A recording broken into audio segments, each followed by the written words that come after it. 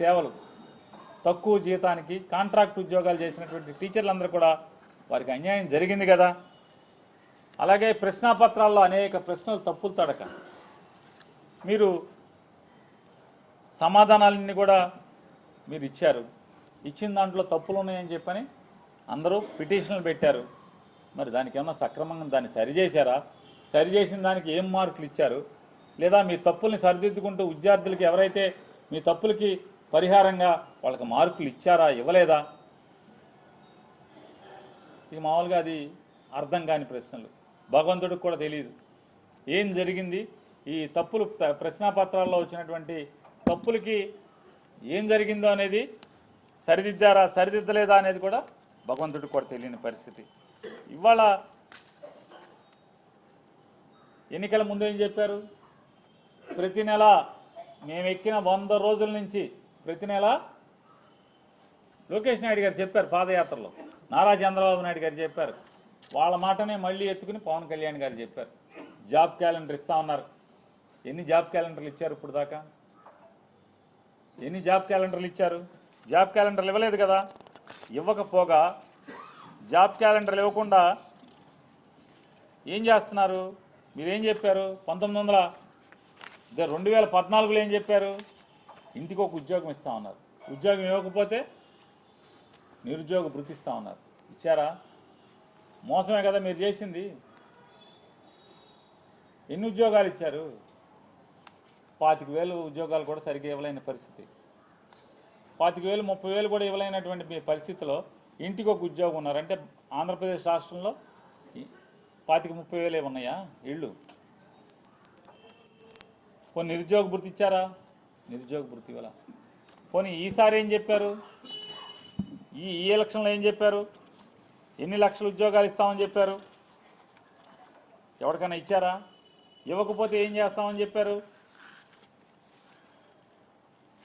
ఇవ్వకపోతే ఏం చేస్తున్నారు? నిరుద్యోగ భృతి ఇస్తాన్నారుగా, ఇచ్చారా ఎవరికన్నా? నిరుద్యోగ భృతి లేదు. ఎక్కిన చంద్రబాబు నాయుడు గారు ఎక్కిన ప్రతిసారి దగా మోసం. 1990 2014లో అదే దగా, 2020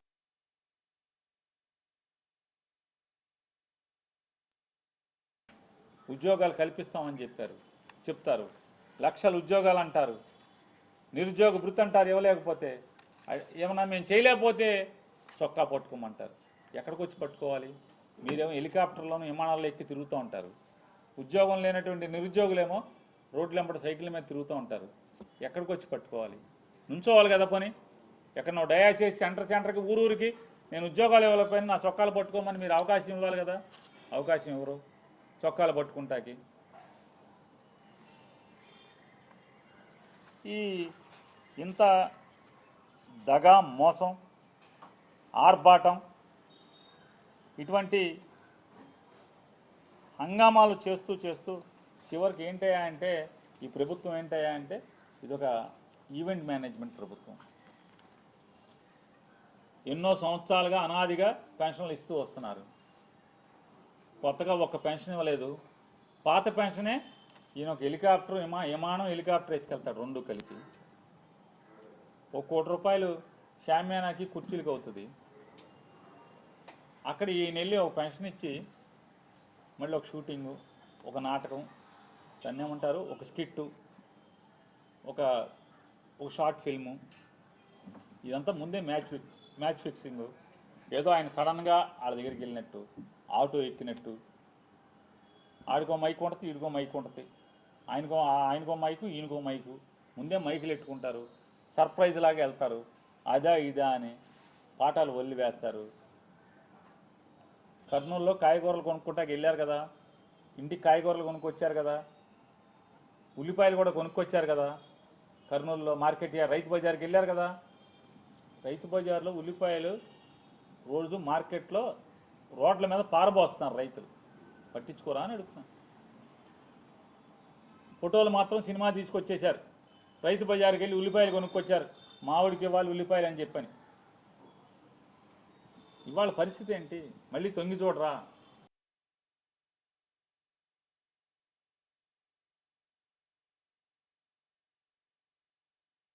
కదా నులక మంచం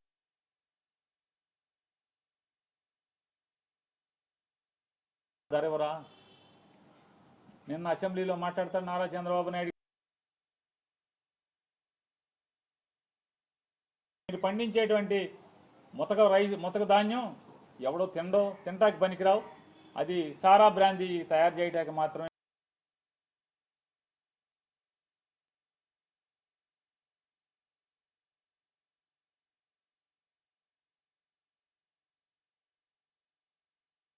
మా బియ్యం ఎవడో తిండో, మా బియ్యం కాపు సారాకి బ్రాందీకి ఆల్కహాల్ తయారు చేయడానికి మాత్రమే పనికొస్తాయి. మరి పొగాకు పండిస్తున్నారు కదా, పొగాకోడికి గిట్టుబాటు ధర ఇప్పిస్తున్నావా? మిర్చికి గిట్టుబాటు ధర ఇప్పిస్తున్నావా? ఏ పంటకి? కందులకి ఉందా గిట్టుబాటు ధర? పెసలకి మినువులకి గిట్టుబాటు ధర ఉందా? శనగలకి గిట్టుబాటు ధర ఉందా? ఉల్లికి గిట్టుబాటు ధర ఉందా? దేనికి గిట్టుబాటు ధర ఉంది? అరటికి గిట్టుబాటు ధర ఉందా? ఏ పంటకి గిట్టుబాటు ధర ఉంది? పసుపుకి గిట్టుబాటు ధర ఉందా? నారా చంద్రబాబు నాయుడు ప్రభుత్వంలో ఏ పంటకి నువ్వు చెప్పినట్టుగా మేము పండించే ధాన్యం తింటాకి పనికిరావు, మరి మిగతా అన్నీ కూడా తింటాకి పనికి వస్తాయి కదా. ఏ పంటకి గిట్టుబాటు ధర ఇస్తున్నారు మీరు? ఎవరికి ఇస్తున్నారు? మామిడికి గిట్టుబాటు ధర ఉందా? డబ్బా కొట్టుకున్నారు, హంగామా చేశారు. మామిడికి కేజీ 4 రూపాయలు ఇస్తున్నామని చెప్పని సబ్సిడీ కింద, అంటే కాంపాషనేట్ చేస్తూ రైతుకు నష్టపరిహారం కింద 4 రూపాయలు ఇస్తున్నామన్నారు. ఎన్నాళ్ళు అయింది? ఎన్ని నెలలు అయింది జీవో ఇచ్చి? నారా చంద్రబాబు నాయుడు గారిని నేను ప్రశ్నిస్తున్నా, పవన్ కళ్యాణ్ గారిని ప్రశ్నిస్తున్నా, 4 నయా పైసలైనా ఎవరికన్నా చిత్తూరులో మామిడికాయ రైతుకి వేశారా అని అడుగుతున్నాను, ఛాలెంజ్ చేస్తాను. ఎన్నాళ్ళైంది మీరు హంగామా చేసి? జగన్మోహన్ రెడ్డి గారు వెళ్తే ఎన్ని మాటలు మాట్లాడారు, అవాకులు చవాకులు పేరారు. జగన్ గారి ప్రోగ్రాంని ఆపడానికి ట్రై చేశారు. జగన్ గారి ప్రోగ్రాంలో రైతుల్ని కేసులు కట్టారు, రైతుల మీద, జగన్ గారి మీద కేసులు కట్టారు. మేము 4 రూపాయలు ఇస్తుంటే జగన్ వెళ్ళి ఇప్పుడు వెళ్ళి అడావుడి చేస్తున్నాడని. 4 రూపాయలు కాదు, కేజీకి 4 పైసలు ఎవరికైనా ఇచ్చారా మీరు? నారా చంద్రబాబు నాయుడు గారు ఆంధ్రప్రదేశ్ రాష్ట్ర ఖజానా నుంచి 4 పైసలు ఎవరికైనా ఇచ్చారా? ఎందుకు ఇవ్వలేదు? దగా కదా. జగన్ ఎక్కడికి వెళ్తే అక్కడ ఏదో ఒక స్టేట్మెంట్ ఇవ్వటం, దగా చేయటం. పొగాకు చుట్టాకి వెళ్తే వెంటనే కేంద్ర ప్రభుత్వానికి రాయటం. పెమ్మసాని వెళ్ళి కేంద్ర మంత్రిని కలుస్తాడు.